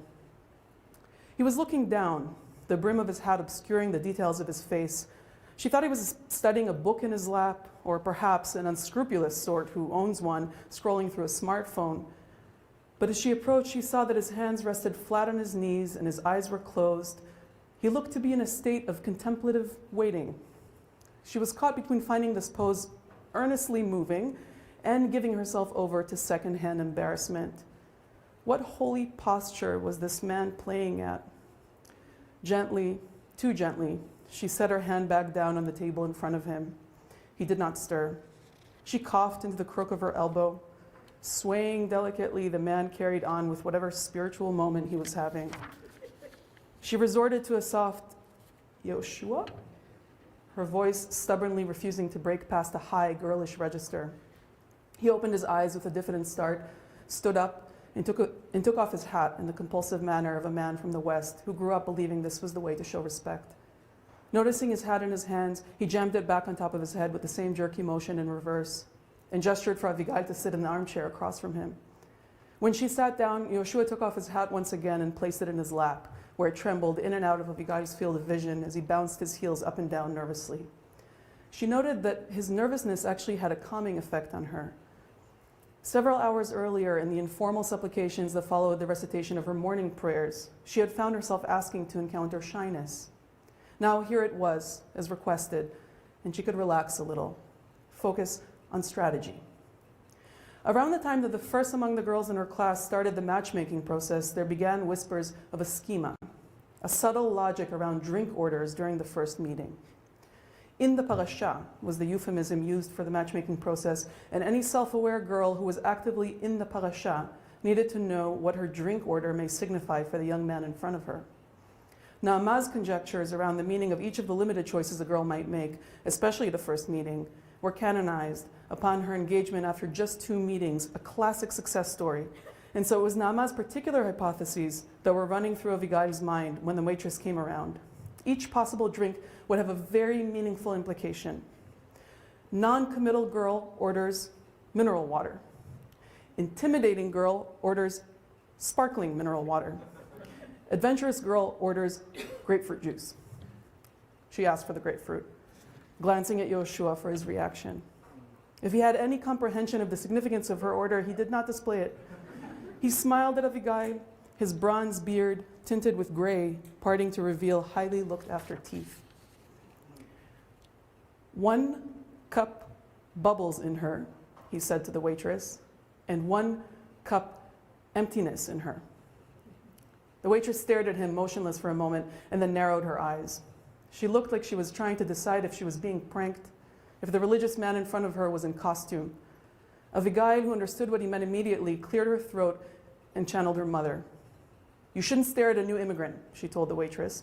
"He's asking for some soda water and also an empty cup." "Thank you," Yoshua said after the waitress left them with a suspicious shake of her head. He said it with an elongated American vowel through a smile that had widened as well, holding a warm, steady gaze on Avigail. A man had never looked at her that way before. She soon found herself conversing with him, just like that, with an ease that surprised her each time she remembered that that was what she was doing, speaking to a man she doesn't know, a man like all men who is not her relative. She spoke slowly and evenly, giving him a chance to decipher the Hebrew at his pace, entirely academic, the methodical translation of each word turning tiny gear wheels behind his eyes. She watched the subocular machinery exchanging the substances of each language until meaning became apparent on his bearded, vaguely freckled face, and he showed her his beautiful teeth once again. Such an intimate disclosure, she thought, allowing another person to see the inside of your mouth. They began with the basics, where each of them had grown up, she in the very same room she still slept in each night in Delon, he initially in New York City proper, and eventually in a couple of its more verdant New Jersey suburbs. How many siblings they each had? None. And how each of them came to know Ravichia and his wife. She through the rabbinical couple's long and pity-tinged mentorship of her mother and grandmother. He through the rabbi's weekly trips to Jerusalem to teach at the yeshiva for clueless American and English and South African returnees to traditional Judaism. The waitress reappeared and placed the 3 glasses in front of them, the grapefruit juice, the sparkling water, and the empty glass. Yoshua thanked her with the profusion of a non-native and immediately got to work on what appeared to be a chemistry experiment. He combined half of each liquid into the empty cup, then poured the remaining half of the grapefruit juice into the half-full glass of sparkling water and slid it across the table toward her. He raised his portion of the salmon-colored beverage he had concocted in a toast, entirely inappropriate for a first meeting, totally out of bounds of the drinks order schema, suggestive, possibly even lewd. He took a long, deep drink from the glass, which became almost child-sized in his large white hands, dabbed at his mustache with the paper napkin that came with the drinks, and said, "Half-half is best way, always." Thank you.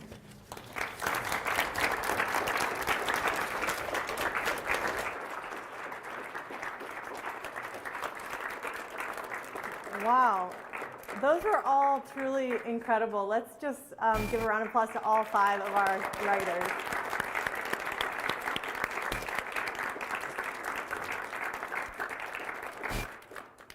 Thank you again so much to our writers. I do want to mention that we're at time, but we have the space for a little longer, so we are welcome to look at the books, buy the books of, I think, 3 of our writers. I think we have some food still left, so you're welcome to hang out and remain inspired. Thank you all so much. Is that okay?